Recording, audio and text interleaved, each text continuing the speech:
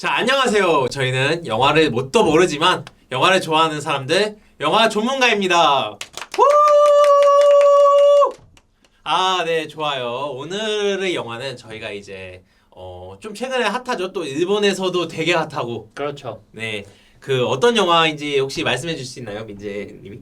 네. 네. 일본 실사 영화 흥행 1위를 달성한 와, 교토인데요. 네. 우리 굉장히 낯선 우리 가부키란 소재의 아, 영화죠. 그렇죠. 가부키라는 소재. 저도 가부키에 대해서 말만 좀 들었고 뭔가 좀 알고 있다면 그래도 약간 중국 경극이랑 좀 비슷하지 않나. 우리나라 뭐 탈춤도 생각이 나고 그런 영화였는데 그래서 좀 이런 좀 어떻게 보면 생소한 소재고 사실 우리나라에도 뭐 비슷한 영화가 있긴 해요. 좀 어떤 영화죠? 저는 약간 나중에 보고 나서 생각이 든 거긴 한데 왕의 남자가 좀 생각이 나더라고요. 왕의 남자도 아주 예전에 나온 영화긴 한데 좀 그 우리나라 전통 탈춤을 가지고 또 약간 소학지희라는 전통 놀이를 가지고 만든 영화이기 때문에 어떤 예술인에 대해서 좀 비슷하다고 생각을 하긴 했는데 그 온나가타 부분도 조금 유사한 부분이 있는 것 같네요. 그렇네요. 그것도. 근데 약간 예전 탈춤들이 좀 그런 소재가 있는 것 같기는 해요. 뭔가 유희를 위해서. 뭐 예전에는 사실 여성이 그런 극을 하는 게 원래 뭐 우리나라도 그렇고 뭐 일본에서도 온나가타가 발달된 이유도 그렇고 원래 잘 없는 일이니까요. 약간 그죠? 그러다 보니까 그렇게 됐다. 되게 좋습니다. 그래서 이 영화에 대해서 좀 얘기를 해보기 전에 뭔가 이게 좀 궁금한 게 본격적으로 얘기를 해보기 전에 제가 궁금했던 건 약간 2시간 57분이라는 사실 좀 되게 긴 런타임이잖아요. 맞습니다. 이게 저는 이것도 보고 나서 깨달았는데 야 이게 오펜하이머보다 기네라는 생각이 했거든요. 그런가요? 오펜하이머가 제가 알기로는 2시간 한번 찾아볼게요. 이게 정확하게는 모르지만 2시간 30. 네, 오펜하이머. 오펜하이머 2시간 30. 3시간이네요, 오펜하이머. 그래, 오펜하이머도 제 기억으로 한 3시간 넘었었습니다. 그럼 오펜하이머랑 거의 비슷한 시간이 되는 건데 어쨌거나 그런 걸 생각하면 이게 3시간 정도라고 하니까 사실 그런 거에 비해서 저는 약간 오펜하이머 볼 때는 야 이게 인터미션이 있어야면 좀 좋겠다라는 생각을 했었는데 인터미션. 네, 그러니까 이제 쉬는 시간이라고 하는 거죠. 이제 공연이나 이제 뮤지컬 장르에 익숙하신 잠시만요. 네. 저도 인터미션이 뭔지는 알거든요. 방금 그거는 저를 살짝 무시하신 발언이에요. 혹시 뭐 저도 쉬는 시간인 거 알아요. 화장실 갔다 오는 시간인 거 저도 압니다. 소피 보는 시간인 거 안다. 네, 뭐 대면도 볼 수 있죠. 대피도 볼 수 있고. 그렇죠. 근데 왜 인터미션이라고 한번 끊으신 건가요, 그러면 말을? 아니 뭐 아까 전에 호응 잘해달라 그러길. 이게 원래 듣기의 기본이에요. 한번 이렇게 빨리 대짚어주는 거. 듣는 스킬이 제가 그렇죠. 듣는 스킬이 부족했다. 노력하겠습니다. 노력하겠다. 오늘 또 진행을 처음 맡았기 때문에 진행을 살짝 처음 어색하고요. 맡아서 살짝 어색하다. 어쨌거나 그랬는데 뭔가 이제 그 긴 러닝 타임도 있고 해서 영화를 좀 보기 전에 이 영화에 대한 어떤 첫인상이라든가 좀 사전 지식은 어땠는지 또 보고 나서 좀 느낌은 어땠는지 그냥 간단하게 좀 나눠봤으면 좋겠다는 생각이 했어요. 저는 근데 이 3시간이라는 런닝 타임이 안 느껴질 정도로 굉장히 이제 몰입도 있는 영화인 것 같고 저 사실 중간에 한번 화장실 타임을 잡아야 되나 이렇게 생각을 했는데 그냥 정신 차려보니까 엔딩 크레딧이 올라가고 있을 만큼 정말 너무 재밌게 본 영화였습니다. 되게 재밌게 본 영화 봤다고 말씀을 해주셨고 민재는 좀 어때? 저도 전혀 이런 가부키에 대한 사전 지식도 없고 사실 제가 일본 영화도 잘 보는 편이 아니었는데 하고 이걸 보면서 굉장히 몰입하면서 봤던 것 같고요. 하지만 이 3시간이라는 물리적인 시간 때문에 조금 좀이 쓰시는 감은 있었다. 아무래도 긴 시간이니까 그렇죠. 저도 뭐 비슷한 것 같아요. 약간 이게 확실히 3시간짜리 영화나 뭐 연극을 보게 되면은 좀 뜨는 타이밍이 있어요. 그러니까 여기 좀 지루하다 싶은 부분들이 있거든요. 3시간 보통 이렇게 긴 시간의 영화는 아무리 뭔가 명작이어도 어벤져스에서 호크아이 나오는 잠시만요. 잠시만.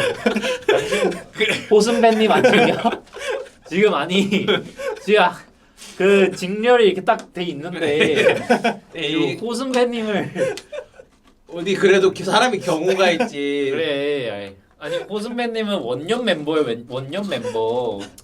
이제 네 오케이 호스맨님이 좀 무시하는 발언이 있었다는 거 말. 근데 그런 거 있어요. 이제 최근에 무한성 편에서 회상씬에서 좀 화장실을 간다. 너무 재밌는 영화인데도 아, 그래서 탄지로 아빠가 말할 때 막 화장실을 간다 해서 탄지로 아빠가 화장실에 호흡을 쓴다 뭐 이런 얘기도 아 장난처럼 했었는데 귀칼이 몇 분이죠?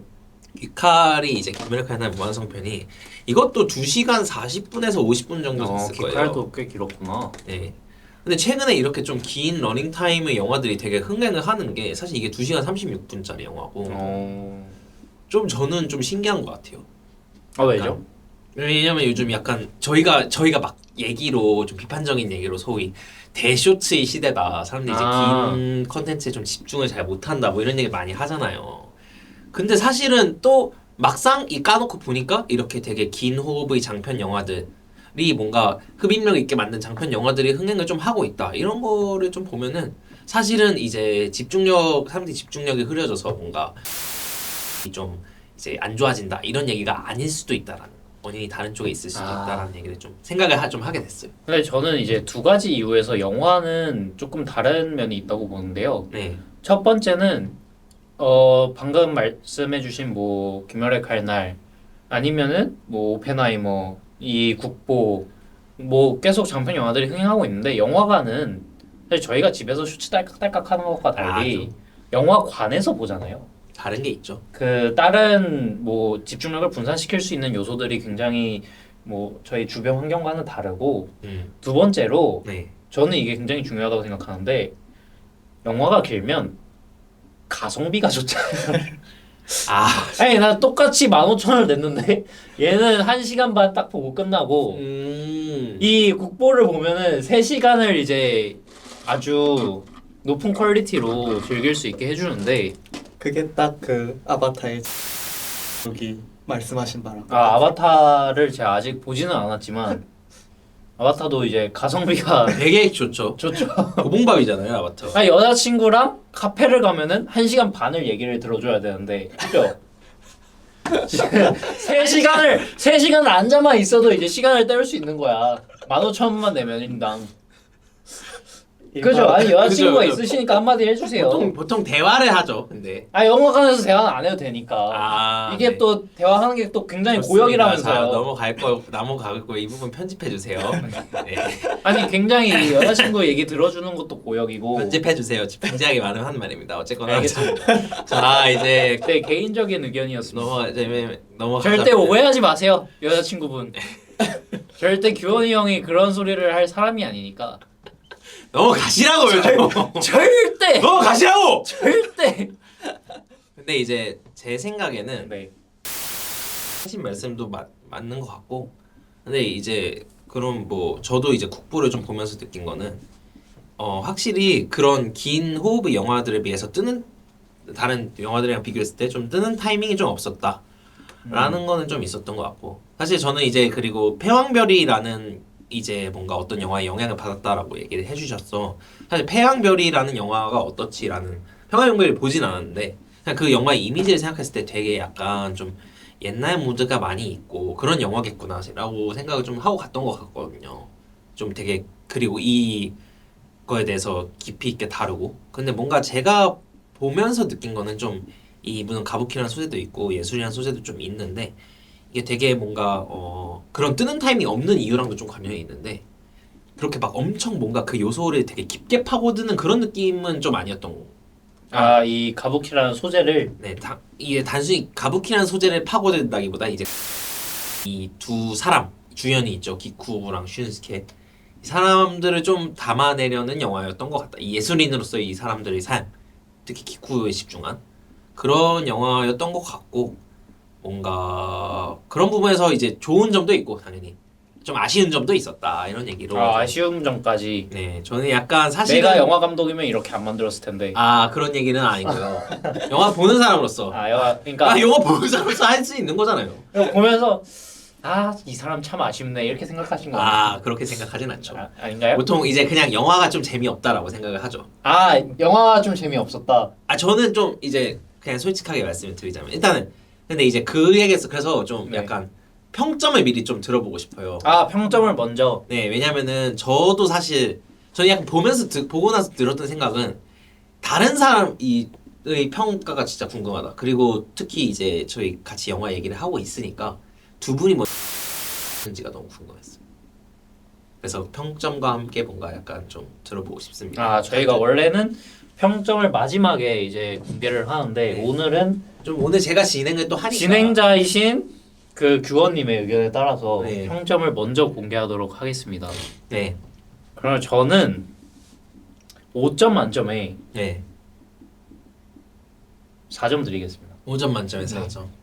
이때 이동진 평론가님을 따라서 똑같은 또 네. 따라서 4점을 드리는 건 아니고 이게 또 영화에 민감하신 분들 다 아시죠. 네. 절대 이제 다른 사람의 평점을 따라서 매기는 건 아니지만 네. 네 저는 뭐 이렇게 막 뭐가 아쉽다 이런 것보다는 네. 그 좋은 정도가 4점이었다. 좋은 부분들이 있었고 뭔가 네 재밌는 영화였던 것 같다. 아니면은 4점이면 재밌는 영화였던. 예, 저는 너무 재밌게 봤죠. 그렇군요. 예, 또 네, 저는 항상 평점 대신 추천도로 말씀을 드리고 있는데 추천도로 따지면은 5점 만점에 2.5점. 오 굉장히 낮네요. 오 약간 좀 야박하네요. 사실 저 야박한 자체는 굉장히 재밌게 보긴 했었지만 이 영화를 다른 사람한테 추천을 한다 했을 때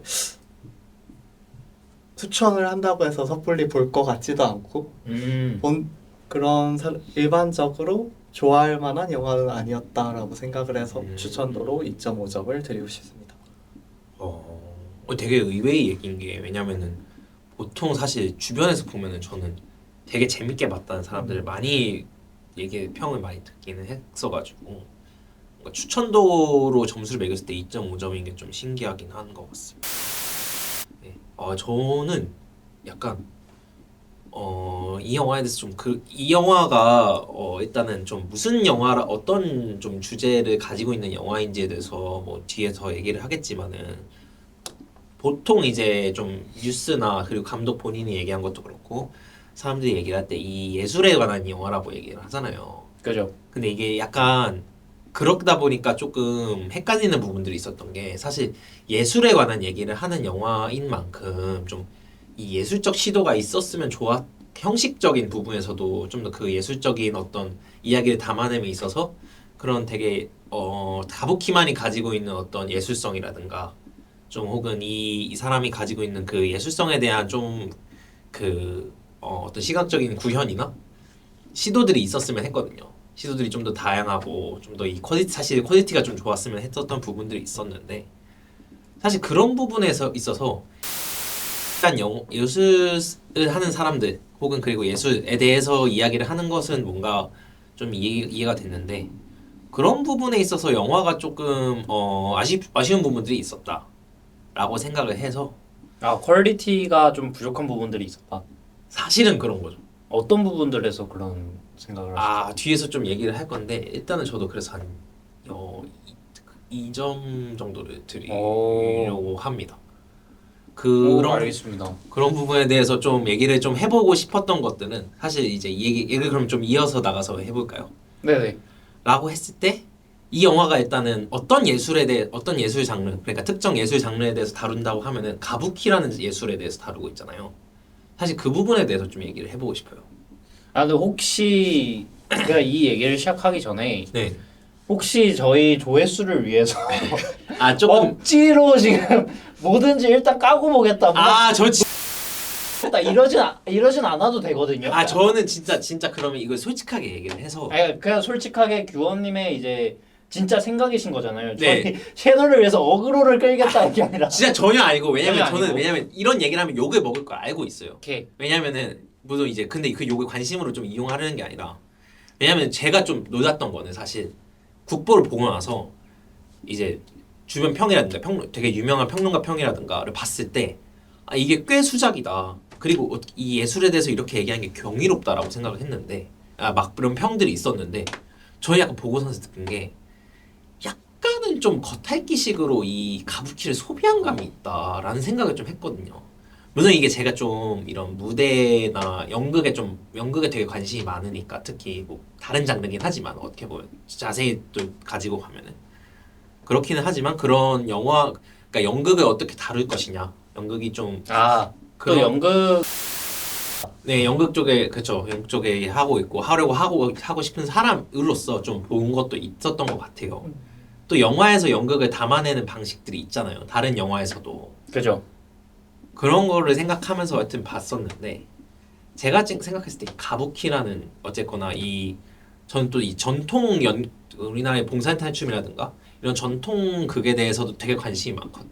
어, 근데 이제 그 왕의 남자에서 제가 좀 좋았던 거는 왕의 남자 원본 희곡도 그렇고 거기서 되게 구조적으로 그 소확지휘라는 어떤 전통적인 예식 그 뭐야 순서가 있어요. 소확지휘에서는 이제 원래 전통적인 소확지휘는 처음과 끝에서 제례 행사를 거쳐요. 그러니까 제사 같은 어떤 제의문을 읽는다든지 제사를 위한 춤을 춘다든지 그냥 그런 어떤 네, 춤을 추거든요. 의식적으로. 네. 그게 기본적으로 탈춤이라는 것이 어떤 귀신들을 샤머니즘에서 비롯돼 기원이 되었고 그래서 그 샤머니즘에서는 좀 그 사람들 그 뭐야 어떤 귀신에 대해서 좀 경배하기 위해서 춤을 추고 뭔가 그런 제례 행사를 거치고 나서 그 탈춤이 비로소 시작된다 약간 이런 의미가 있는데 그 왕의 남자 원본에서는 좀 그런 부분이 좀 덜 지켜졌을 수 있지만 이제 그 희곡에는 그런 게 되게 잘 나와 있어요. 사실 그런 부분을 되게 높이 사는 거고 왕의 남자에서도 사실 어떤 그런 그 영화 안에서 보면은 마지막에 그래서 사람들이 다 모여서 가잖아요. 그 어떤 행렬을 그런 부분이 사실 이 그 왕의 남자 안에서 죽은 인물들 또 이렇게 섞여가지고 어떤 행렬을 같이 가고 있는 것이 사실 그런 의미 그런 형식미를 좀 지키려는 어떤 그 원작에 대한 배려 원작의 형식을 담아내고자 하는 좀 그런 네, 부분이라고 생각을 하는데 여기 이제 물론 제가 가부키에 대해서 잘 모르지만은 이 영화를 봤을 때 키라는 것을 온전히 보여주는 것에 좀 부끄러움이 있지 않아 부끄러웠나? 라는 느낌을 좀 받았어요. 어떤 부분에서요? 예를 들어서 좀 생각을 해보시면은 이 영화를 보면서 30초 이상 가부키 장면이 나올 때 아무런 음악 없이 컷 전환 없이 30초 정도 30초나 혹은 10초 이상 뭔가 이 가부키만 온전히 보게 되는 장면이 있었나라고 생각을 해보면은 딱 결말 말고는 없죠. 그렇죠. 뭔가 되게 많지는 않거든요. 그러니까 이 가부키를 온전히 담아내려는 그런 가부키를 보는 사람들의 시각을 담아내는 장면들이 생각보다 많지 않거든요. 되게 음악이 자주 깔려요. 그 되게 소위 말하는 약간 그 멜로드라마에서 자주 쓰는 어떤 그런 음악들 되게 드라마틱한 음악이라든가 감정선을 잡아내는 음악들을 자주 깔리는데 저 약간 그런 부분이 좀 개인적으로 진짜 의문스러웠던 거는 사실 가부키라는 것을 정말 사랑하는 영화 사랑해서 이 가부키라는 것을 좀 담아내고 가부키가 이런 아름다운 순고미를 지니고 있다라는 것을 좀 보여주고 싶은 영화라면은 그냥 가부키 자체를 되게 담아내는 것에 카메라랑 어떤 그 외의 것들이 좀 집중을 할 수 있는 부분들이 많았으면 좋았겠는데 그런 부분들이 좀 덜했다는 거죠. 사실 거기에 더해서 좀 얘기를 더 하고 싶은 거는 그러니까 그래서 기쿠오랑 슌스케라는 두 플레이어들 있잖아요. 가부키의 이 영화에서 대립하기도 하고 뭔가 같이 협력하기도 하는 그 플레이어들인데 기쿠오가 재능이 있다는 거는 영화 안에서의 사실이잖아요. 근데 이게 이 사실이 어떻게 좀 어떻게 그게 사실이 되느냐를 봤을 때 영화 관객들이 기쿠오는 대단해 라고 말하는 것들도 주로 구성이 돼요. 사실 저희가 봤을 때 그러니까 저희가 그냥 기쿠오랑 슌스케를 보면서 아 기쿠오가 진짜 노래 기깔나게 잘한다 혹은 연기 기깔나게 잘한다 라고 느낄 수 있는 기회를 좀 많이 주느냐라고 봤을 때 거기에 대해서 좀 회의적이었던 것 같아요. 뭔가 내가 이들이 가부키를 온전히 보고 아 이 두 사람이 정말 이 견주고 있고 가부키를 이렇게 하고 있고 열심히 하고 있고 그 와중에 이 사람이 되게 돋보인다 이런 사실을 뭔가 영화를 보면서 내가 느끼는 게 아니라 이 영화 그 가부키를 보는 영화 안의 사람들이 그 관객석에서 말을 한다거나 보고 나서 말을 하는 것들도 그 사실이 구성이 되는 거 아닌가? 라는 좀 미심쩍음이 좀 남았던 거. 계속 영화를 보는 내내 생겼어요. 개인적으로. 일단은 그런 부분에서 조금 약간 비판적 그런 부분들에 대해서 가부키에 자신이 없었나? 왜냐면 가부키를 그냥 온전히 드러내서 가부키라는 거 되게 뭐 그러니까 지루하게 느껴질 수 있지만 요즘 사람들에게 이런 숭고미가 있는 아름다운 예술이다라는 거를 좀 보여줄 수 있는 부분들이 있는데 그런 거를 좀 생각해 보게 됐다. 그러니까 그렇게 좀 가리지 않았나 영화적인 장치들도. 저는 그 부분 저도 좀 비슷하게 느낀 부분은 있었던 게 말씀해주신 것처럼 그 영화 안에서 가부키가 그냥 딱 시작하는 부분만 나오고 바로 그 이후의 일로 넘어가고 네. 그런 식으로 되는 서술이 굉장히 많았던 것 같아서 네. 가부키가 잘 안 나오네라고는 느꼈는데 이게 영화적인 선택이었을 수도 있을 것 같아요. 그렇죠. 이 가부키를 하는 사람이 아니라 가부키를 하는 사람에 집중을 해서 키코랑 슌스케를 비롯한 이런 여러 인간관계들을 좀 더 주목을 하고 이 키코가 온갖 인간관계들을 다 버려가면서 국보가 되기 위해 이렇게 정진을 하는 그런 모습을 집중을 하는 거라고 생각을 하긴 했는데 말씀해 주신 것처럼 좀 이 키코의 천재성이 드러나는 부분이 좀 등장인물의 서술로밖에 등장을 하지 않았다. 예를 들어 존윅이라고 치면은 존윅이 대단하다고는 하는데 존윅이 싸우는 장면 하나도 안 나오는 거잖아요. 그러면은 등장인물은 조금 그 관객들은 조금 공감하기가 어려울 수 있다. 저도 특히 이 초반부에 키코가 어린 시절에 뭐 굉장히 대단하다 이런 식으로 하는데 솔직히 가부키를 모르는 사람이기도 하지만 공감이 잘 안 됐어서 뭐지 싶긴 했었거든요. 그 부분은 좀 저도 동의가 되네요. 저는 네. 다른 의견이 있으신 거잖아요. 그게 궁금해요. 저는 뭐 사실 영화에서 소재로 가부키를 사용을 했다고 네. 가부키에 정말 진심이어야 되냐? 그거는 아니라고 생각을 하거든요. 그거는 아닐 수 있죠. 예를 들면은 올해 F1이 있었잖아요. 그죠. F1이 굉장히 흥행을 했단 말이에요. 근데 사실 그게 그 F1 찐팬들의 뭐 진짜 F1에 대한 지식과 혹은 열정과 혹은 뭐 F1의 묘미나 이런 거를 전부 뭐 진정성 있게 담아냈냐? 그랬다면은 만약 그랬다면은 그 영화로 F1 더 무비로 유입된 F1 팬들이 욕을 먹지 않았겠죠.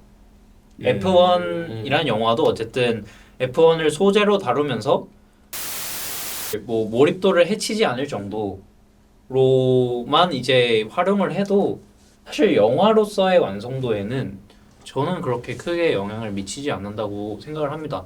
물론 그 소재에 대해서 뭐 이해도가 부족해가지고 정말 말이 안 돼서 그 관객들의 몰입을 해치면은 그거는 문제가 되겠지만 그런 문제가 저는 국보는 그러지는 않았다 생각이 들고요. 뭐 그거는 사실 제가 뭐 일본의 가부키에 대해서 아는 게 많이 없고 조회가 없어서 그런 걸 수도 있겠지만 뭐 사실 일본 실사 영화 흥행 1위 한 거를 보면은 일본인들의 입장에서 봐서도 몰입을 해칠 정도는 전혀 아니었다라고 생각이 드네요. 네, 약간 말씀해주신 거에는 그러니까 그런 의견, 뭐 F1에 대한 얘기들 사실은 저도 동의를 하거든요. 그러니까 소재가 메인이 되는 거는 이제 영화에서 어쨌거나 영화에서 또 하고 싶은 얘기가 있으니까 그 소재를 어쨌거나 소재를 빗대어서 되는 경우도 많고 그래서 그런 부분에 대해서는 좀 이제 동감을 하는데 사실 약간 그러니까 그렇게 생각을 했던 것 같아요. 이게 또 예술에 대한 얘기를 하고 있잖아요. 그래서 그만큼 그 영화에서 다뤄지는 예술에 대해서 조금 저도 가부키를 잘 모르는 입장인데 뭔가 이런 특히 이런 전통적인 어떤 예술이라든가 이런 게 좀 사그라들고 있는 시점에서 그 전통 예술의 얘기를 꺼냈을 때 거기에 대해서 좀 자신감을 가지고 보여줄 수 있지 않나. 왜냐하면 이제 그냥 그런 느낌이 든단 말이죠. 계속 이제 영화 필름으로 무대 예술을 담아내는 거는 조금 필름으로 무대 예술을 담아낸다고 했을 때 그냥 그 무대를 보는 사람의 시선을 좀 계속 길게 이끌어가는 장면들도 되게 필연적으로 필요하다고 생각을 하는데 그런 부분이 조금 제가 느끼기에는 이제 영화적인 어떤 기교로 좀 메꿔지지 않았나 싶었어서 확실히 그런 다고 얘기를 한 것 같고요. 아쉬움이 좀 남은 것 같고. 아, 가부키만의 아름다움을 보여줬어야 했는데. 네, 왜냐면 제가 가부키를 잘 모르는데 가부키에 대해서 설득이 그러니까 가부키를 알게 된 것 같지 않은 거예요. 이 영화를 보고 나서 그러니까 그 밑에 있는 자막으로 어떻게 보면은 좀 알게 된 부분들이 더 많고 자막상의 내용들도 이런 내용들을 좀 주로 다루는구나 라는 것들은 알게 됐지만 이 가부키 매력에 대해서는 그렇게 와닿지 않았던 것 같아요. 저는 물론 감독님이 어떤 생각을 가지고 있었는지는 정확하게는 모르지만 예. 가부키라는 소재가 선택된 이유에는 그 혈연이라는 그 키워드가 계속 나오잖아요. 그죠. 그 피 얘기가 계속 나온단 말이에요. 근데 사실 저희가 저희가 즐기고 있는 문화나 예술을 봤을 때 그렇게까지 피가 중요하게 작용하는 예술은 잘 없어요. 그런 데에서 이제 가부키만의 특별한 어떤 요소를 가지고 소재를 잡으신 것 같고 그래서 이 키쿠오라는 인물이 피를 가지고 있지 않으면서도 국보까지 올라가는데 어떤 것들을 희생하고 어떤 괴물이 되어 가는지가 이 영화라고 생각을 하거든요. 그런 부분에서 이제 좀 가부키를 활용했다라고 저는 생각이 들었어요. 그 피 얘기가 나와서 말인데 되게 그 일본 애니메이션과 비슷하다는 느낌이 들었는데 저는 이 국보라는 영화 자체를 그렇게 느끼진 않으셨나요? 왜냐하면 이 저는 피라는 게 나루토로 예를 들면 사스케 완전 명문가 나루토 그 되게 물론 씹덕 같은데. 그때까지 공개되지 않았던 시기로는 나루토는 아무 연고도 없는 고아 근데 이 나루토랑 사스케가 계속 충돌을 하고 나루토가 나선화를 배우니까 하고 그런 식으로 이런 컨텐츠들 일본 애니메이션에 굉장히 많잖아요. 그래서 저는 요거 되게 애니메이션랑 비슷한데 그런 느낌을 아니 받았어요. 그러면 키쿠오가 롱리라는 말씀이십니까?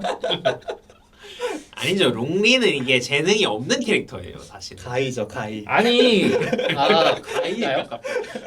마지막에 그 뭐야 밤가이 한번 보여주실 네. 건가요? 사실 두루미니까 이제 아침 공작에 가까운데. 슌스케가 너를 최강으로 인정한다. 키쿠오. 그리고 뭐 슌스케가 소꿉친구 하루에를 뺏어가는 그런 것도 그렇고 그리고 세계가 최강자 이 만키쿠가 인간 국보라고 불리는 이 세계가 최강자가 있는 것도 그렇고 뭔가 클리셰가 많다. 네. 아 좀 근데 그 일본 애니메이션 같은 클리셰가 많다라는 거죠. 네, 네. 갈등을 좀 만들어내는 그런 클리셰들. 그런가요? 이 라이벌 구도에 대해서 말씀하시는 거죠? 그죠, 그죠. 이 소위 라이벌 구도에 대해서 말씀. 약간 네, 그쵸. 이게 저도 왜냐면 비슷한 한국 이강백 작가 있잖아요. 이강백 작가 좀 희곡 중에서도 느낌 극락 같은 이라는 그런 게 있는데 대강 불상을 만드는 어떤 두 남자에 관한 얘기예요. 거기서 비슷한 클리셰들이 좀 존재하거든요. 뭔가 두 사람의 예술관이 좀 차이라든가 이제 막 스승이 있고 압도적인 그리고 이제 소꿉친구인 그 히로인이 있는 그런 요소들이 있는데 약간 확실히 좀 정석적인 어떤 클리셰를 좀 사용하는 그런 이런 또 이제 예술관의 대립에서 정석적인 클리셰 같기도 하다는 생각이 들었어요. 그래서 이게 자주 사용되는 것이 그러니까 자주 보이니까 이런 이야기에 이런 코드들이 그런 건 좀 있었고 사실 근데 좀 얘기하고 싶었던 게 이런 그 여성 히로인 얘기가 나왔으니까 또 그러니까 이 영화에서 네. 그러니까 제가 이 영화가 좀 그러니까 이런 부분이 얘기를 하고 싶었던 게 이 영화에서 여성 인물들이 자주 나오잖아요. 네, 모리나나 씨 사랑합니다. 우리나라가 누구죠? 그 나중에 네. 맨 마지막에 나오는 배우 딸? 사진 말고 네 배우 딸이요. 배우 딸, 그 이렇게 결국엔 이혼하게 되는 걸로 묘사가 되는. 이혼? 결국에는 이제 퇴장하잖아요. 아 그죠. 그렇죠. 하여튼 그렇게 묘사가 되는 그분 말씀이시죠. 네 사랑합니다. 좋습니다. 사랑 오케이 팬레터 잘 받았을 거라고 믿고요. 그 뭐야, 하여튼 이런 이제 약간 이 영화가 좀 제가 이제 안 좋은 부분에 대해서 얘기를 하게 되니까 아무래도 비판을 좀 해보자면은 이 여성 인물이 너무 구시대적으로 사용되지 않았나. 구시대니까요. 아니 그런데 그러니까 그건 맞는데. 구시대니까. 근데 그러면은 그 구시대를 다룸에 있어서도 그러니까 이게 막 신시대적으로 신여성이 나와야 된다 이건 아닌데 네. 너무 약간 좀 보면서 얘는 도대체 왜 나오는 건가 싶은 부분들이 있었어요. 아 어떤 특히 이제 그 소꿉친구인 결국 그 뭐야 하루에 기쿠랑 연애를 하다가 기쿠의 청혼을 무시하더니 기쿠의 청혼은 좀 이제 거절을 하고 결국 슌스케랑 이제 도주한 그 하루에라는 친구 있잖아요. 그 친구가 계속 나와요 영화에. 하루에 나오죠. 사랑합니다. 슌스케의 병실에도 나오고 막 이렇게 슌스케의 집에도 나오고 그래서 기쿠랑 뭔가 주고받기는 하는데 그게 되게 애매해요. 그러니까 제가 느끼기에는 이 장면 없어도 돼. 얘는 여기 없어도 되는 느낌이라는 거죠. 이 하루에가 나오지 않았다고 해서 제가 뭔가 영화적으로 좀 그러니까 그 이 스토리에 뭔가 그 변곡점이 생기지 않았을 거란 말이에요. 그냥 병풍처럼 존재할 수 있어요. 어느 순간에 인물들이. 근데 이 사람은 도대체 뭐 위에 존재하는지가 좀 그러니까 아예 없어도 될 인물로 나오는 게 조금 계속 신경이 쓰였고 실제로 이제 그런 인물들이 좀 많았던 것 같아요. 여성 인물들 특히. 근데 그거 알아요? 뭐가요? 하루에가 네.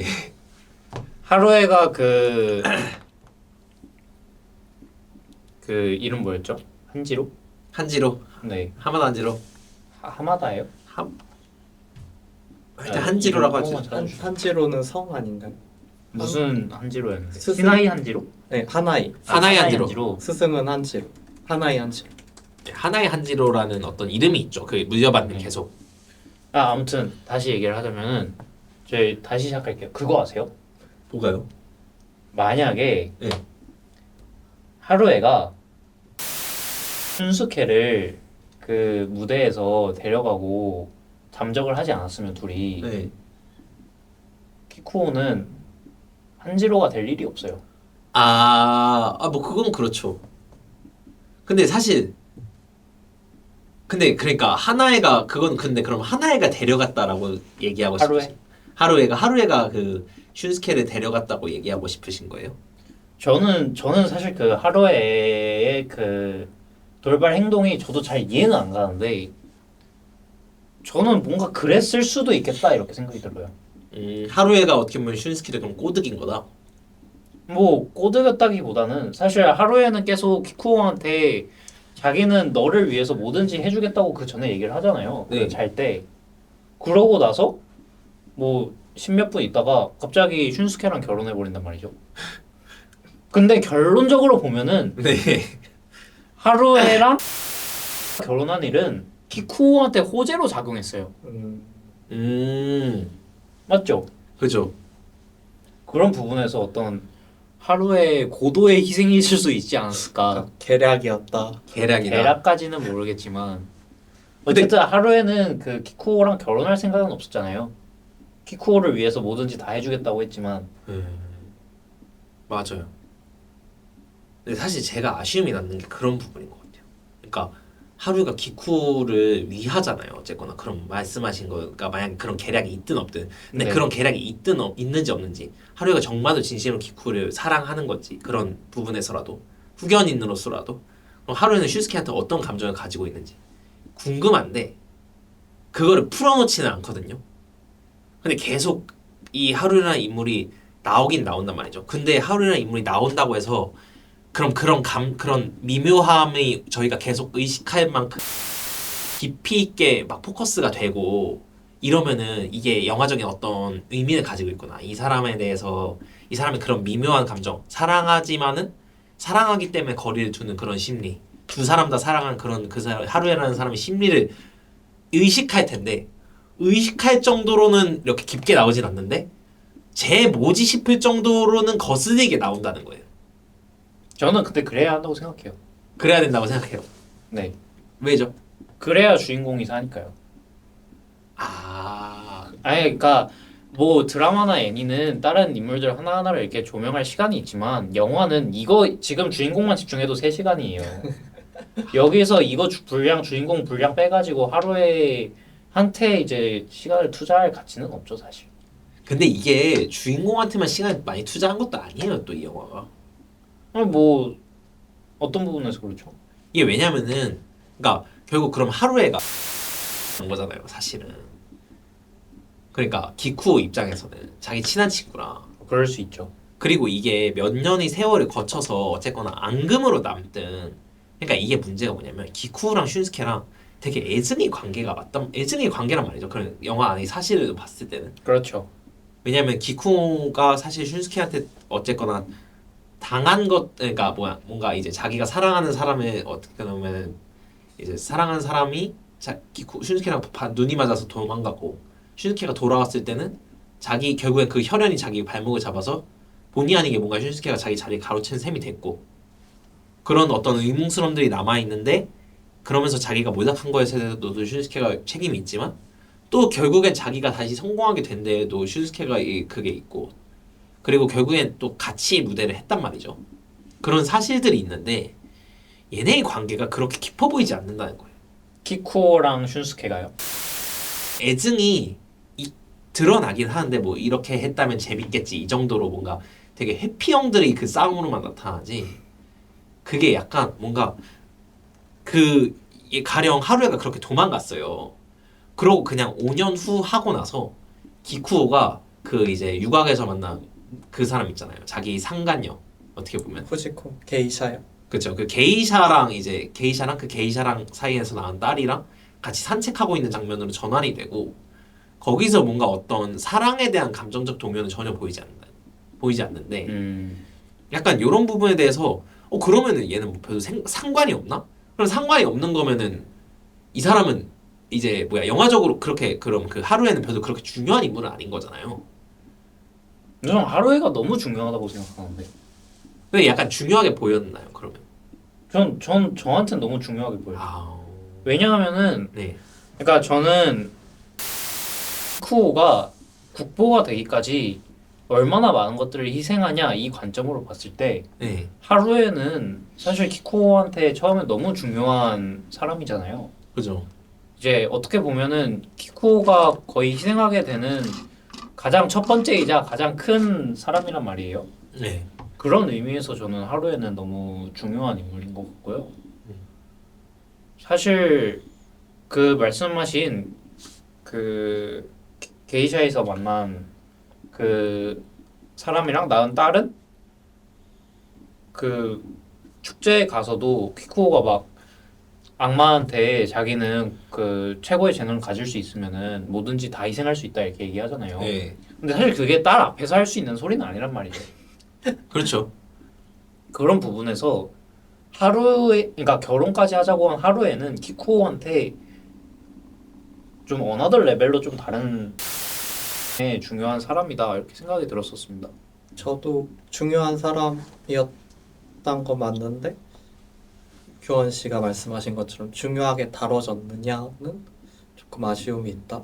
너무 그 하루에나 슌스케나 뭐 키쿠의 관계가 딱 한 번 제시되고 쉬고 한 번 제시되고 쉬고 이런 방식이었던 것 같아서 조금 더 의식할 수 있을 정도로 제시가 되었다면은 좀 더 공감하기도 싶고 하루에가 왜 이렇게 했는지 또는 이 하루에에 대한 키코의 감정이 어떤지 이런 것들을 좀 더 공감을 할 수 있었지 않았을까 그런 아쉬움은 있던 것 같아요.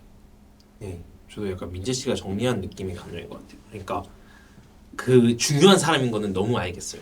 왜냐면 그 상황에 이입했을 때 중요한 사람이에요. 네, 그리고 되게 원망스러운 사람이고 근데 약간 그런 감정 쿠가 가지고 있는 것도 뭔가 얼마나 보여졌는지도 사실은 와닿진 않았던 거. 그러니까 얼마나 보여졌는지 그리고 그 그러면 하루라는 인물이 얼마나 포커스가 되었는지 이 영화에서 그 정도의 밀도로 라고 봤을 때 그 밀도가 약간 설득력으로 이어지진 그러니까 계속 이게 유지되는 감정선이다 라고 느껴지기에는 좀 애매한 구석이 있지 않았나. 약간 이런 부분에 대해서 얘기를 한 거였고 사실은 저는 뭐 오히려 그런 절제가 좀 이 영화의 미덕이라고 생각을 해서. 그렇다면은 뭐 그렇죠. 사실은 맞아요. 그런 어쨌거나 이 영화가 달려가고 있는 목적지가 있으니까. 그렇죠. 그러면은 약간 사실 궁금했던 거는 그러면 좀 이제 그 국보에서 맞게 되는 전환점들 있잖아요. 그렇죠. 그런 약간 전환점들에 대해서 얘기를 좀 해보고 싶어요. 뭔가 사실 되게 많으니까 약간 그런 분들 그러니까 이게 그 사실은 제가 그러면 좀 약간 보면서 의문스럽게 느꼈던 부분들에 대해서 좀 형식 씨가 어떻게 느꼈는지 궁금한데. 네, 말씀해 주세요. 약간 그 이 아까 말했듯이 그렇게 5년 후로 넘어가면서 뭔가 그런 이제 기쿠오가 슌스케랑 하루의 어떤 그 도주로 인해서 느꼈을 감정이 사실 5년 후로 뭔가 생략이 돼버리고 어떤 일이 일어났는지 그리고 뭔가 계속해서 그런 생략들이 일어나면서 약간 이 인물들의 감정은 좀 따라가기 어려운 부분들이 저는 좀 있었던 거예요. 당연히 이제 뭔가 이게 일대기적인 구성이고 또 원작이 있는 만큼 그런 부분들에 대해서 얘기하기 조심스러운 것도 있는데 약간 얘가 지금 어떤 상태에 있고 라는 것을 좀 소개받기 그러니까 계속 길게 따라가기 어려운 부분 뭔가 그 과정에서 되게 유야무야 해결되는 부분들이 있었어요. 예를 들어서 좀 그 이제 기쿠오가 뉴스에서 스캔들이 터지고 나서 네. 주신구라의 배역을 받으려고 그 어떻게 보면 유명 배우의 딸이랑 약간 의도적으로 접근을 하잖아요. 그러면서 그 과정에서 좀 사랑의 도주 아닌 도주를 하게 되고 그래서 전국을 떠들면서 되게 이제 좀 배우로서 약간 외로운 고독한 시기를 보내면서 부부관계도 되게 사랑으로 시작된 관계가 되게 서먹해지고 결국엔 그 사랑했던 사람이 떠나면서 혼자서 좀 쓸쓸하게 춤을 추고 나서 이제 그 다음에 다시 국보가 그 사람을 찾아왔다는 얘기 듣고 그 국보가 그 사람을 찾는다는 얘기 듣고 사망하기 직전에 국보를 찾아가서 뭔가 얘기를 하고 난 다음에 슌스케랑 공연 파트너로서 재결 뭔가 저는 사실 약간 이 부분이 좀 뭐 인생이라는 게 그런 건가 싶으면서도 좀 납득이 안 됐던 큰 부분이었던 것 같아요. 아, 그 국보 망키쿠가 네. 갑자기 키쿠오를 불러가지고 그거를 데우스 엑스 마키나처럼 해결해준 그 부분이 이해가 안 됐다는 말씀이신가요? 그렇죠. 약간 그리고 이해가 안 되는 것도 이해가 안 되는 건데 뭔가 기쿠오의 핵심적인 태생적인 갈등 있잖아요. 태생적인 결핍이라는 게 이 혈연이잖아요. 그죠? 내가 이제 어렸을 때 아버지가 죽었고 그래서 뭔가 혈연의 어떤 지원이나 이런 걸 받을 수 없는 그런 되게 단절된 사람으로서 살아가다가 그 끈끈한 혈연이라는 끊기지 않는 이제 그 자신의 근원을 가지고 있는 슌스케라는 사람을 만나는 거잖아요. 사실 슌스케에 비해서 자신이 재능은 뛰어나지만 한지러가 됐을 때도 물려받는 날에도 그 하나의 백호가 죽을 때 슌스케를 찾았듯이 사실 거기서 느껴지는 그런 감정은 되게 잘 와닿았단 말이죠. 그래서 이 사람의 결핍이 이거는 그럼 어떻게 해결이 될까라고 이 영화에서 어떻게 해결이 될까라는 어떤 질문을 던지는 거잖아요. 근데 제가 느꼈을 때는 그런 망키쿠가 얘를 찾아서 망키쿠를 찾아가고 슌스케랑 다시 재결합하는 과정이 결국 혈연의 의지를 해야 된다 라는 어떤 이야기로 와닿았던 그러니까 라는 이야기로 이해가 됐던 것 같아요. 어느 부분에서 혈연에 의지해야 된다는 결론이 나오죠? 왜냐면 사실 이게 숨겨지긴 했지만은 슌스케랑 같이 공연을 하면서 기쿠오가 복귀를 할 수 있었던 거잖아요. 그러니까 기쿠오의 자력으로 복귀를 할 수 있었느냐라고 물었을 때 이게 애매한 부분이란 말이죠. 왜냐면은 기쿠오가 그러니까 외부에서 떠돌이 공연을 하다가 거기서 되게 눈에 어떤 이제 알아보는 좀 사람에게서 간택이 돼가지고 큰 공연에 갑자기 이제 단독으로 스타가 채용이 돼가지고 대중들이 관심을 다시 끌어들인 거라기보다는 이제 그냥 예전에 하나의 한지로랑 그 콤비가 만났다라는 뉴스 기사로 대서특필이 되고 실제로 그들 그 슌스케랑 같이 하는 공연을 통해서 다시 뜨게 되는 거잖아요. 그런 부분에 대해서 좀 약간 석연치 않음이 있었던 것 같아요. 그러니까 이게 그렇게 얘기하고 있다라고 하는 건 아니지만은 과연 이게 그러면 이 영화가 내놓는 그러니까 이 혈연에 대한 가부키가 그런 그 혈연의 중시하는 예술이라면 거기 그것을 깨는 거 방식이 과연 이게 맞는 거 그러니까 과연 이 영화가 내놓는 답인 것인가 라는 생각이었던 거죠. 사실 되게 중요한 부분이에요. 그러니까 이 영화를 봄에 있어서 왜냐면 기쿠가 주인공이라면은 스스로 가지고 있는 결핍에 대해서 어떤 식으로 스스로 자식 대답을 좀 내놨으면 했거든요. 저는 제 해석에는 그 키쿠오가 망하기 전에 그런 얘기를 들어요. 너는 혈연이 없으니까 다른 데 눈 돌리지 말고 네 재능으로 승부를 봐야 돼. 네. 이 얘기를 듣는단 말이에요.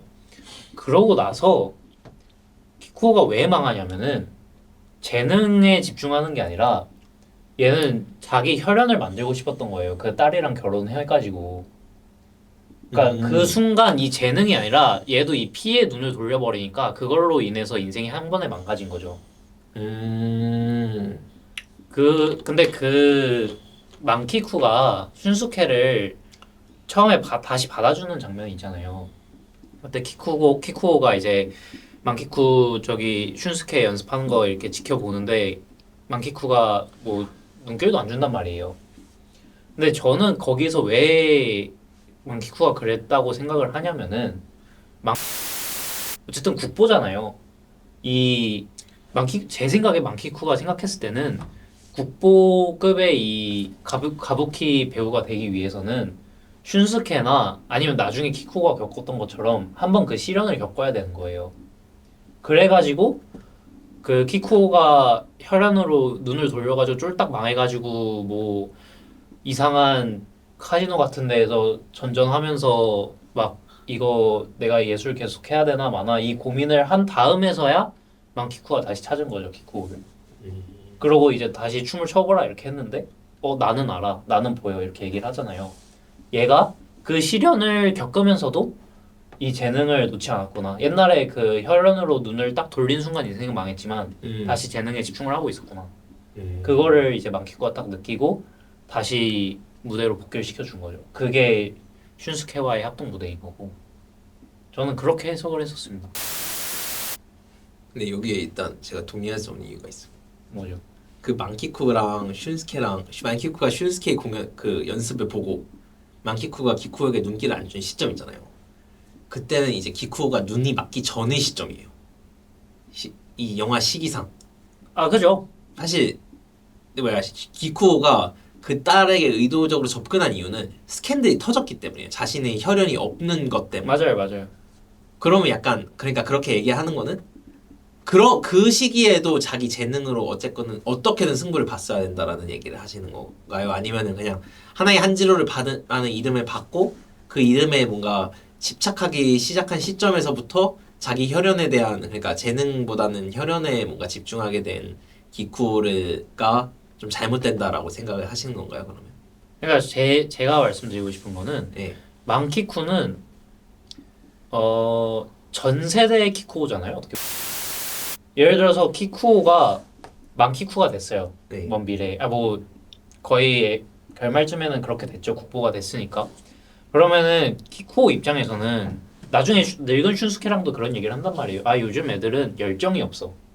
그런 얘기를 하잖아요, 슌스케랑. 아니 자기 슌스케 자식에 대해서만 얘기하는 거잖아요. 그 슌스케 자식이었나요? 네, 그 농구에만 관심 있고 그건 뭐 안 어쨌든. 한다고.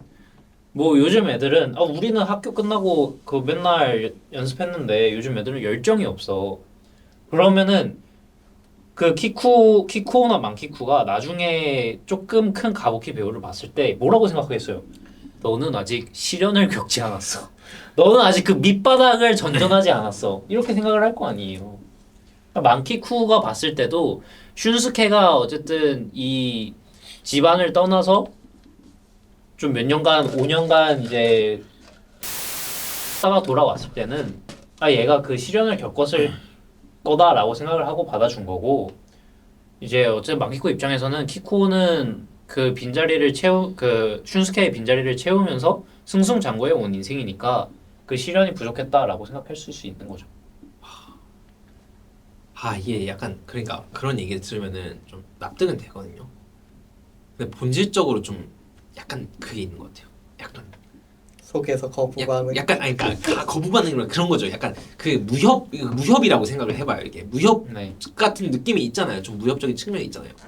무협 플롯에 대해서 좀 아실 거고 공부를 하셨으니까 최근에 뭐 무협 근데 뭐 뭘 말씀하시는지 모르겠지만 약간 무협 플롯에서 그러면은 기쿠오가 그런 겪은 시련들이 무협 플롯에서의 폐관 수련이랑 비슷한 느낌이잖아요. 혹은 이제 어떻게 보면은 조력자에 의해서 조력자나 믿었던 친구에 의해서 배신을 당해가지고 주인공이 좀 큰 상처를 입고 그것에 대해서 좀 클리셰 같은 과정들이 있잖아요. 물론 이게 그걸 무조건 완전히 따라가야 된다는 건 아닌데 거기서 그러니까 그런 시련의 과정에서 보는 사람이 좀 느끼고 싶은 그러니까 그 시련의 과정에서 보는 사람이 보고 싶은 부분이 있는 것 같아요. 그러니까 제가 생각했을 때 시련의 과정은 시련의 과정에 결과물이 있어야 된다고 생각하거든요. 근데 이게 그 결과물이 확실한 그러니까 실패를 겪든 시련의 과정에서 완벽한 실패를 겪든 완벽 혹은 그 완벽한 성공을 하든 그러니까 어떤 일종의 성공을 하든 거기서 얘가 얻은 깨달음이 좀 느껴졌으면 좋겠는 거예요. 뭔가 보는 입장에서. 왜냐면 그럼 그 깨달음을 가지고 가야 다시 원래 있던 세계로 복귀를 하든 아니면 혹은 본인만의 길을 개척을 하든 그 깨달음을 가지고 있어야 그 과정이 의미가 있잖아요. 근데 뭔가 제가 느끼기에는 그 기쿠가 전국을 떠들면서 느낀 그런 거는 뭔가 얻은 그런 깨달음이 좀 부재한 거예요. 그냥 주위에 있던 자기는 이제 농락당했고 온나기쿠라는 그 온나가타라는 이유로 막 성희롱을 당하고 자기 그 사랑하는 사람도 떠나갔고 그 과정에서 얘가 얻은 거가 뭔가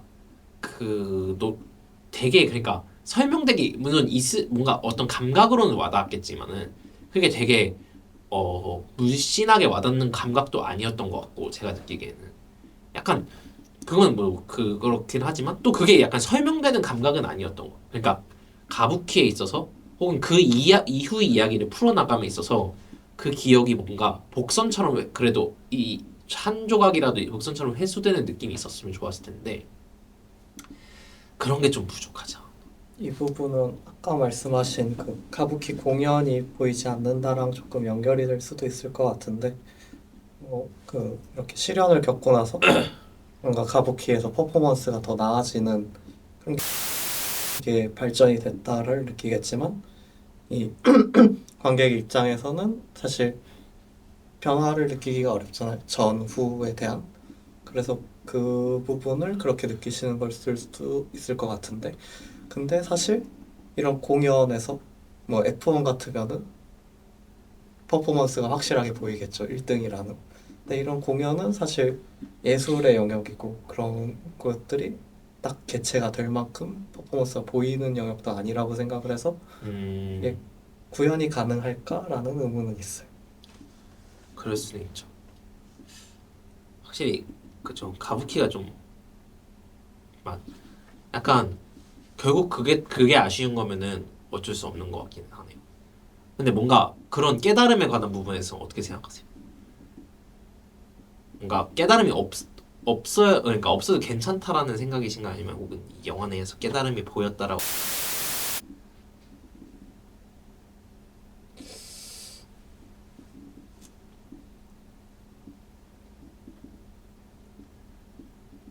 저는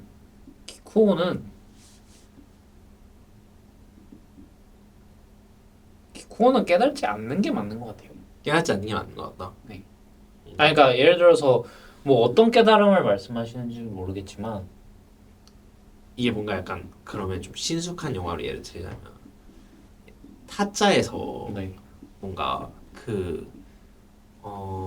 그러니까 고니가 스승의 죽음이라든가 그리고 이제 자기의 그러니까 자기 주변 사람들이 다치고 죽는 과정을 통해서 겁날 것도 두려울 것도 없다라는 얘기를 하잖아요.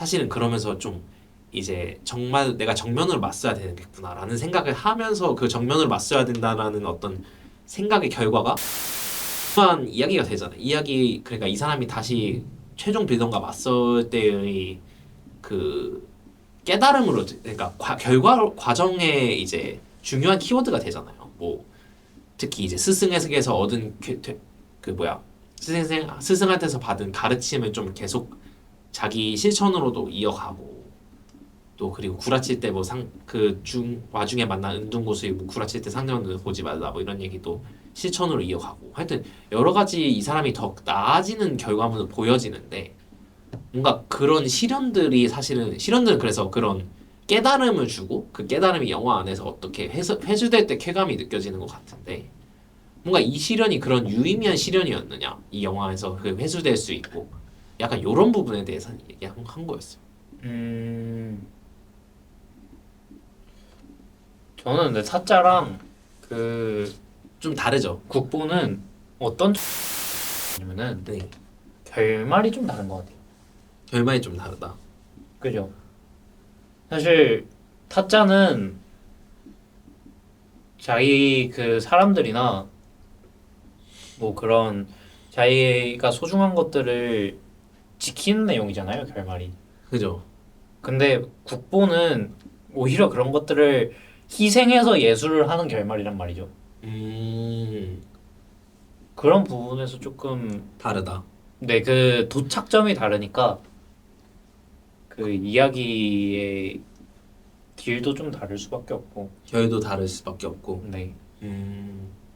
예를 들어서 네. 그러니까 제가 아까 전에 키코가 깨달으면 안 된다라고 얘기를 한 거는 어쨌든 이 이야기의 주제 그 예술을 위해서 어디까지 희생할 수 있냐를 봤을 때 키코가 예를 들어서 그 실현에서 아 나와 슌스케의 우정은 정말 이렇게 해가지고 그걸 그 깨달음으로 슌스케랑 합동 공연을 해서 다시 그 대배우가 됐어요.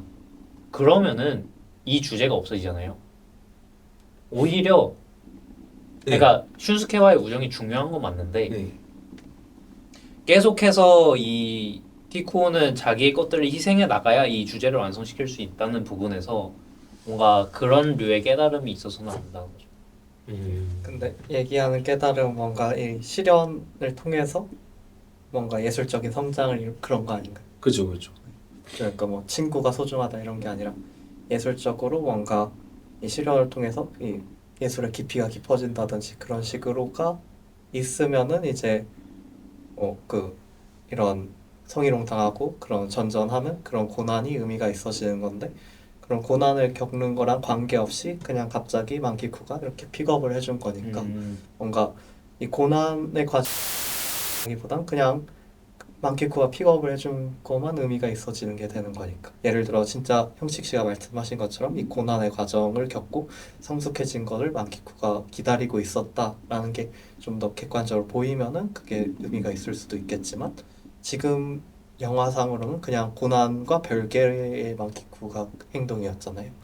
그래서 그 부분이 살짝 조금 공감이 어려울 수도 있다. 아 그럴 수는 있겠네요. 저는 그냥 딱 만키쿠가 행동이 변화했을 때 변화한 거를 봤을 때 그 사이에 뭐가 있냐 그러면은 키코의 시련밖에 없으니까 아 그러면 만키쿠는 이 시련을 주기 위해서 키코를 외면을 했던 거구나 이렇게 생각을 했거든요.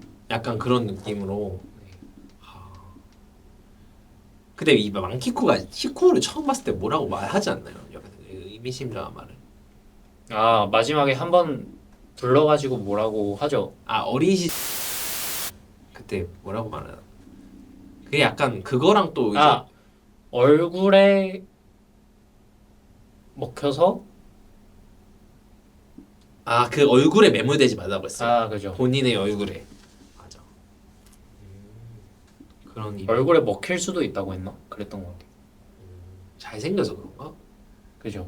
그러니까 만키쿠 입장에서는 그 가부키 공연의 그 연기가 되게 중요한데 얘 생각에는 그러니까 키쿠오는 지금 얼굴도 잘생겼고 네. 그 나중에는 하나의 한지로라는 그런 이름도 없고 또 뭐 그거 조금 잃었을 때는 혈연에도 집착하고 그러니까 얘 만키쿠 입장에서 봤을 때는 얘는 한번 모든 걸 잃을 필요가 있겠다 이렇게 생각할 것 같아요 저는. 그러니까 그거는 제 생각에는 만키쿠가 제시하는 일종의 시험인 거죠. 시험이었다. 그죠? 그 모든 그 시련이 약간 만키쿠가 더 어떻게 보면 던진 시험일 수도 있는 거다. 그러니까 국보로 가기 위한 관문 수호자인 거예요 만키쿠는. 과문수호자다. 갑자기 전문 용어가 나오고. 근데 알겠습니다. 좋습니다. 약간 그러니까 그렇게 그런 부분에서 이제 어느 정도 좀 제가 이제 진짜 가지고 있었던 의문들이 뭔가 이 다른 시각에서 이런 식으로 해석이 될 수 있고 그 부분에 대해서 좀 납득이 되었던 것 같아요. 약간 네. 그러면 이제 형식 씨가 생각하기에 좀 이 영화가 되게 좀 좋았던 점 혹은 뭔가 매력적으로 다가왔던 점이 좀 궁금해요. 사실.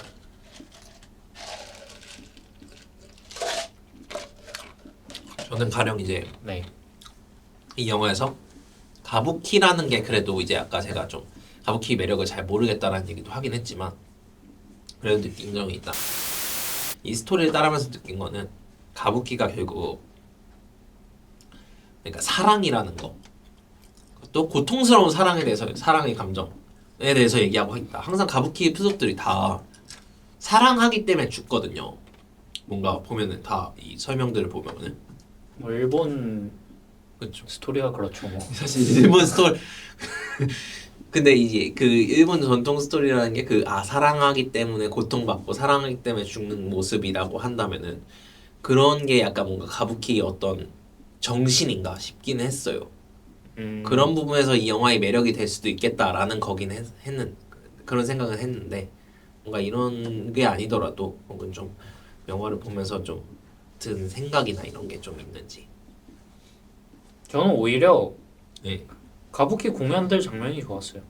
공연 장면 좋았다. 네, 저는 뭐 연극이나 뭐 그런 규원님처럼 네. 막 특이한 게 아니라 지금 교원님처럼- 비하 발언 하시죠. 규원님처럼 그만큼의 어떤 일반인 이상의 애정을 갖고 있는 건 아니니까 네. 그냥 영화 장면으로 봤을 때는 그 장면들 속에서 키코랑 뭐 슌스케가 느끼는 감정들이나 유대 혹은 그 뭐 아까 일본 애니를 말씀을 해주셨는데 그런 하이라이트 장면들처럼 연출이 되는 게 저는 그런 가부키 공연 장면들이 마음에 들었습니다. 좋습니다. 그리고 아까 말씀해 주셨던 네. 그 스토리의 변곡점이 계속 그 가부키 공연을 기점으로 스토리가 바뀌잖아요. 그렇죠. 그런 부분에서 좀 가부키 공연이 적재적소에 들어가서 그런 약간 좋은, 그런 네. 형식미가 있었다. 네, 음, 그 가부키 공연의 그럴 수도 있겠네요. 구체적인 그 공연 각각의 구체적인 의미를 몰라서 그 제 생각에는 그 공연도 그 장면에 넣은 이유가 있을 거예요 분명히. 굳이 연극인 네, 이유가 그 많은 가부키 공연 중에서 그걸 넣은 이유가 있을 텐데 네. 그거는 저도 아직 잘 모르겠고 어쨌든 뭐 하나의 한지로의 대역으로 선 그 공연이나 아니면 나중에 슌스케와 합동 공연하는 그 공연이나 굉장히 제 기억에 내리에 남았다. 네, 그래서 좋았던 것 같아요. 근데 사실 그 오츠키 그러니까 그 발목에 대고 막 이렇게 하는 거 있잖아요. 네, 그 공연 두 번은 저도 되게 인상 깊게 봤어요. 그러니까 몰입하면서 그게 진짜 그러니까 첫 공연은 뭔가 되게 역설적인 의미로 활용이 되잖아요. 왜냐면은 그 안에서 그러니까 그 하나의 한지로 대역을 한 기쿠오는 그간에서는 뭔가 사랑이 달려가는데 사랑한 연인이랑 맺어지는데 정작 이제 극장 밖에서는 다른 사랑이 싹트고 있고 사랑이 그런 약간 이미지 그런 부분들이 있고 또 그리고 나중에 다시 그 공연을 할 때에는 뭔가 슌스케가 그 자신이 감명받았던 그 예술의 순간으로 다시 돌아가서 좀 그게 회수되는 의미도 있고 기쿠오는 뭔가 그런 슌스케를 좀 보면서 느끼는 게 당연히 있을 것이고 되게 왜냐면 자기를 불태워서 그 오츠키를 하잖아요 슌스케가 약간 자기가 할 수 있는 그런 예술혼을 좀 친구를 통해서 보게 된다는 부분에서 되게 좀 그 공연이 좀 감명이 있는 그러니까 기억에 남았는데 기억에 남았던 것 같아요. 저도 뭔가 각각 뜯어보면 또 의미가 있겠죠. 사실. 뭐 의미가 있겠죠. 그 일본인들이 봤을 때는 또 저희가 보는 거랑은 또 다른 층위의 변화셨을 것 같습니다. 제가 생각했을 때 이제 일본에서 이게 흥행했던 이유 있잖아요. 저 약간 사실 우리나라보다 일본이 이런 전통이라든가 어떤 가업을 그죠. 잇는 거에 대해서 되게 중요하게 생각한단 말이죠. 그죠? 뭐 요즘도 그런지 모르겠는데 일본에서 예전에 제가 이제 알바할 때 일본에서는 어떤 그 일본에서 좀 많이 자주 갔다 오신 사장님께서 얘기하는 게 프랜차이즈 기업이 욕을 먹는데요. 프랜차이즈 라면집이랑 초밥집이. 일본은 장인 이런 거를 중시하니까. 그러니까요. 그냥 그 프랜차이즈를 세운다는 것 이유만으로도 욕을 먹는다는 게 장인 정신이랑 뭔가 그 이어져 나오는 세대를 이렇게 가업으로. 막론하고 이러는 가업의 어떤 정신이라든가 이런 거 되게 중요시하는 문화가 있기 때문에 또 이런 그 전통 문화를 소재로 한 영화가 되게 특히나 그 전통의 정신을 이어가려는 어떤 의지들이 보이고 영화 안에서 그래서 좀 더 크게 와닿았을 것. 사실 되게 부러운 어떤 문화적인 맥락일 수도 있는 거죠. 어떤 부분에서 그런 생각을 좀 했습니다. 그래서 이게 일본에서 좀 흥행한 이유가 단순히 영화적인 완성도를 넘어서 이제 가부키라는 것을 통해서 좀 하는 얘기가 사람들이 정서랑 맞닿지 않나. 근데 가업 얘기를 하니까 네. 기억이 난 건데 아까 전에 그 규호님께서 이 혈연이냐 재능이냐라는 갈등을 두고 결말에서 키쿠오가 슌스케의 힘을 빌리는 거에 대해서 이 주제가 무너지는 것 같다라고 말씀을 해주셨잖아요. 네. 근데 오히려 키쿠오는 혈연이 없어서 국보가 될 수 있었던 거예요. 왜냐하면은 네. 그 하나의 백호나 네. 슌스케는 오히려 혈연이라서 국보가 못 된 거예요. 왜죠? 그 피로 인해서 당뇨가 유전되잖아요. 당뇨가 있었어. 그럼 하나의 백호도 당뇨 때문에. 그 눈 안 보이고 피토한 거 당뇨 때문이에요. 진짜요? 네, 당뇨가 유전된 거죠. 그런 영화적인 장치가 있었구나. 네 그렇습니다. 그래서 그러면은 그 무릎을 잘라도 당뇨가 계속 재발한 이유도 유전병이기 때문에 애초에 그런 건가요? 뭐 당뇨는 유전이 되니까 그 무릎 아래로 자른 것도 당뇨 때문이고 하나의 백호가 죽은 것도 당뇨 때문이고. 약간 그런 그게 또 있구나. 네, 그래서 오히려 그 피를 입지 않은 키쿠오가 국보가 될 수 있었던 거죠. 아니 잠깐만 그거는 좀 너무 그러니까 납득이 되긴 한데 좀 웃기지 않아요? 그러면 왜요? 그러면 건강한 유전자가 살아남는다 이런 내용적인 내용이 있는 거라는 거 아니에요? 건강한 유전자가 최고가 될 수 있다. 적자 생존일 걸까요?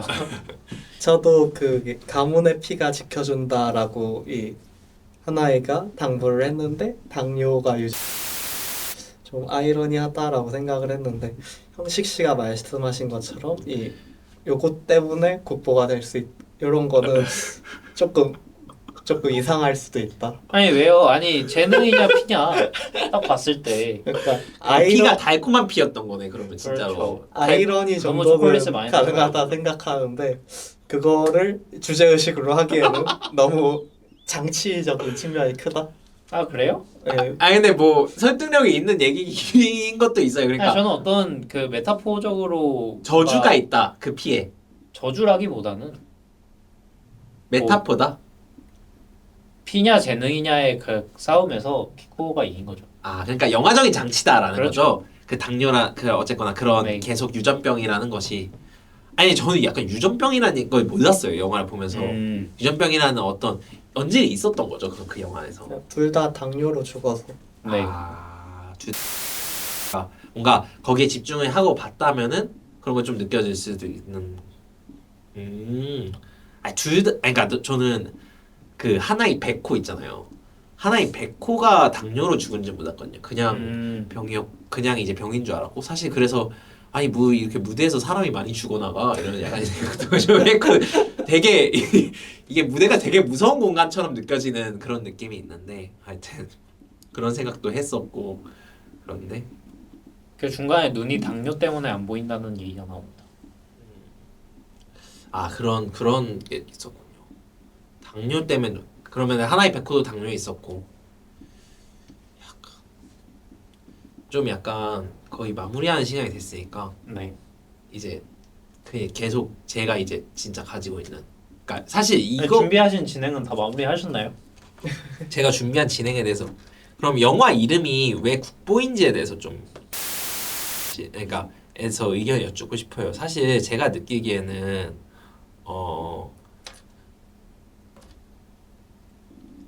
일단 국보에서 이 장면 그러니까 장면이나 연출보다도 왜 제목이 국보인지가 좀 사실 저는 약간 얘기를 들어보고 싶었거든요. 간단하게라도. 왜냐면 뭔가 사실 뭘 제목으로 할지 모르겠는데 아, 물론 이 국보라는 게 되게 마땅한 제목이 있었다기보다 국보라는 게 영화 안에서 중요하게 다뤄지긴 했지만 그렇게 중요하게 다뤄졌느냐? 라는 거에 대해서 좀 궁금했던 것 같아요.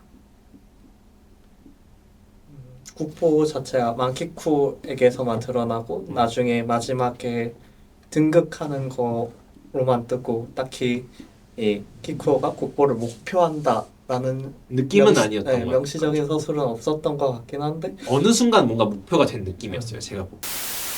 거나 그래도 결국 종착역이 국보였으니까 제목이 국보일 수 있지 않을까. 생각하는 것도 또 저는 제목이 국보니까 영화를 국보에 맞춰서 해석해야 된다고 생각해요. 그냥 나대지 말고 내가 아니 나 그게 아니라 영화 제목을 국보라고 설정한 데에는 감독의 의도가 또 있는 거니까 어쨌든 이 이야기는 처음부터 끝까지 국보에 관한 이야기로 봐야 된다고 생각을 하고요. 네. 어쨌든 이 키코가 야쿠자 집안에서 태어나서 국보가 되기까지의 그 길이 이 이야기의 어쨌든 알파이자 오메가 그 길에 대한 이야기라는 관점을 보고 저는 영화를 봤습니다. 확실히 그렇군. 그러니까 그냥 국보로 가는 길의 여정이라고 생각을 하면은 큰 여행길이다. 네, 영화 그죠. 자체가 국보라는 종착지가 있고 그렇게 봤을 때는 이제 뭐 하루에나 네. 뭐 그 게이샤나 슌스케 이런 서브 그 스토리들이 조금 빈약한 게 저는 그렇게 크게 느껴지지 않았다. 왜냐면 그냥 그 국보로 가는 길이니까 이 영화는. 대여정에서의 어쨌거나 그런 적이기 때문에 그 깊이가 그렇게 깊지 않아도 그 큰 맥락 안에서 하나로 연결이 이어지기 때문에 괜찮다라는 약간 그런 얘기인가요? 뭐 이야기가 깊지 않다기보다는 깊게 그러니까 많이 충분히도 아니고 그 여정 깊지 안에서는 않았다기보다는 네. 깊지 않았다기보다는 분량상 그렇게 많지 않아도 어쨌든 이 이야기는 키코가 국보로 가는 이야기이기 때문에 괜찮다. 좀 분량이 없어도 필요성이 없었다. 서브 스토리가 뭐 B 스토리가 분량이 많이 없어도 괜찮다. 좋습니다. 약간 그런 부분에 대해서는 크게 뭔가 저도 아쉬운 점이라고 생각이 되진 않는 것 같아요. 뭔가 말씀하셨다시피 아쉽다면서요? 그러니까 제일 아쉬운 부분은 아직 얘기하진 않았는데 아 그러니까 그래요? 아니 지금 시간이 얼마 안 남았는데 빨리 얘기하세요. 그럼. 그러면은 약간 후딱 바로 본론으로 넘어가도 되는 괜찮아요. 당신 서론이 너무 길어. 예술이 그럼 이 영화에서 얘기하는 예술이 뭐라고 생각을 좀 하시나요? 두 분은 약간 어쨌거나 예술에 대해서 이야기하는 영화니까 저는 약간 저는 예술은 뭐다라고 느껴지진 않았고요. 네. 그냥 이 예술이라는 목표를 향해서 한 명의 인간이 모든 걸 버려가고 몰락하고 또 희생해가면서 이 자신의 종착지를 향해 나아가는 그런 모습을 주목하는 영화라고 생각을 해서 딱히 예술이 뭐다라는 정의는 드러나지 않았다. 뭔가 예술이 어떤 예술을 하면 어떤 삶의 장식이 있어야 되고 뭔가 이런 생각은 하지는 못했던 것 같다. 들어가지는 않았던 것 같다. 저도 약간 비슷한 입장인 것 같아요. 그러니까 물론 이제 정답을 내리는 것이 애초에 예술이라는 것도 말이 안 되기는 해요. 근데 약간 제가 느꼈을 때 좀 이 영화에서 그러니까 또 다가가면서 말했다시피 아까 형식 씨도 말했고 방금 민재님도 얘기했다시피 뭔가 예술이라는 목표 어쨌거나 종착지 국부라는 그 국부로 상징되는 종착지에 위해서 기쿠가 되게 많은 걸 버려가고 삶에서 중요한 인간관계라든가 사랑하는 마음이라든가 되게 많이 버려가잖아요. 특히 그 게이샤와 낳은 딸에게 자기는 악마와 거래해서 이 예술이라는 가치를 얻어내고 싶다라고 얘기를 했을 정도로 그렇게 악착 같은 악바리로 가져간단 말이죠. 그러면은 약간 그 잃은 것이 사실 약간은 조금 불만스러웠던 것이 사랑을 등지는 어떻게 보면 예술이란 말이죠. 제가 느끼기에는 이게 약간 특히나 그 자신이 게이샤와 낳은 딸 게이샤와의 관계에 대해서 대한 태도도 그렇고 게이샤와 낳은 딸을 거의 외면하면서 그게 스캔들이 되면 안 되니까 간 그런 것도 그렇고 마지막에 그 게이샤의 딸이 와가지고 당신을 원망하는데 당신이 무대에 오를 때는 뭔가 따뜻한 마음이 당신이 아버지인 것 같다 하면서 아버지라고 불러요. 그 아버지라고 부르는 부분이 좀 마음에 안 드는 것 같아요. 약간 생선가시처럼 걸린다는 느낌.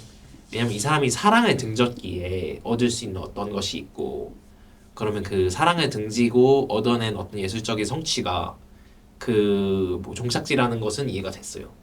근데 이제 그 사랑이라는 것을 등졌기 때문에 사랑에게 회복받을 수는 사랑에 의해서 인정받아서는 안 되는 부분이 있지 않나라고 생각. 그러니까 사랑에서 인정받았을 때 그 되게 그게 약간 이중적으로 느껴진다고 해야 되나?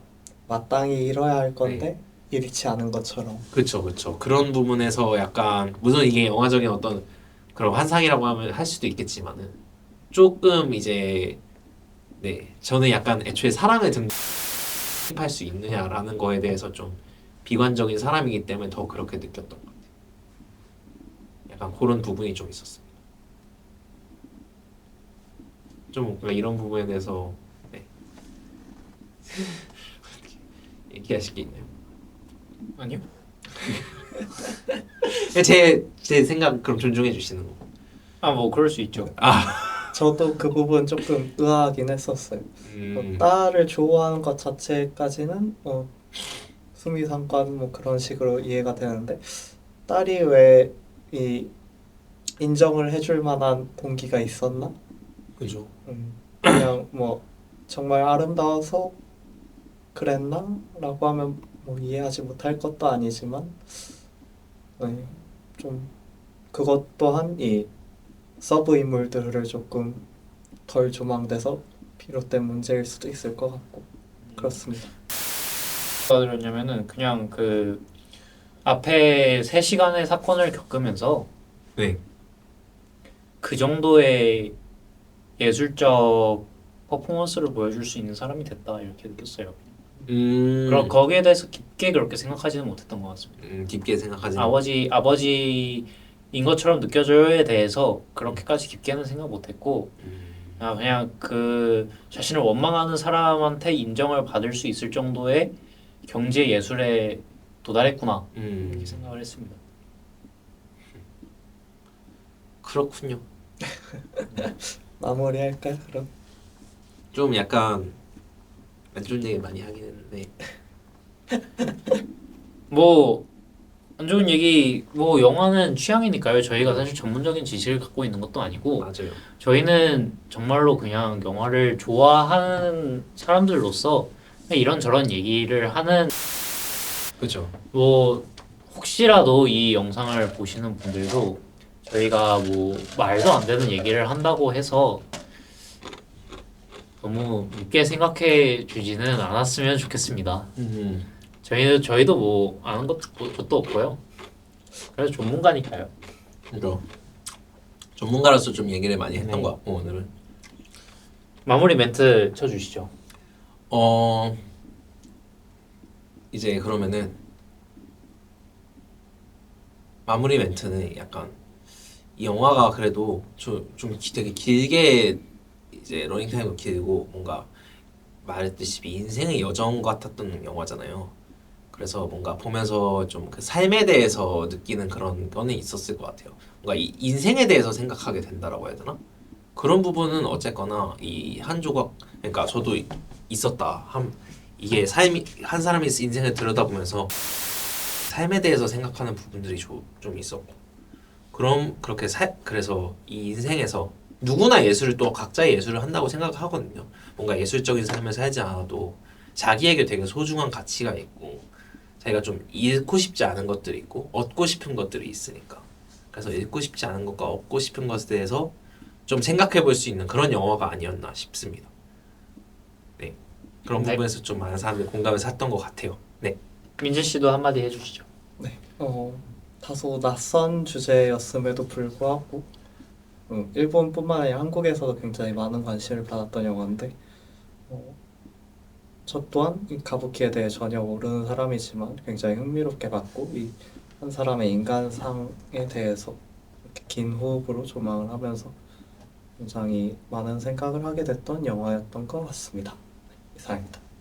네, 이렇게 해서 저희 1시간 조금 넘게 얘기를 해봤고 아마 다음 영상으로는 저희 뭐 그렇게 본 영화가 다른 분들에 비해 많지는 않겠지만 2025년에 어떤 영화들을 봤고 어떤 영화들을 좋아했고 또 어떤 영화들을 미워했는지 2025년 연말 결산 혹은 아마 지금 극장에서 또 굉장한 예산을 쏟아붓고 만들어진 아바타를 리뷰를 하거나 혹은 넷플릭스의 대홍수를 가지고 돌아오도록 하겠습니다. 아, 네, 좋습니다. 네, 그래서 저희는 여기까지고요. 당신은 예술을 위해서 어디까지 희생할 수 있겠습니까? 영화 국보 리뷰였습니다. 와. 감사합니다.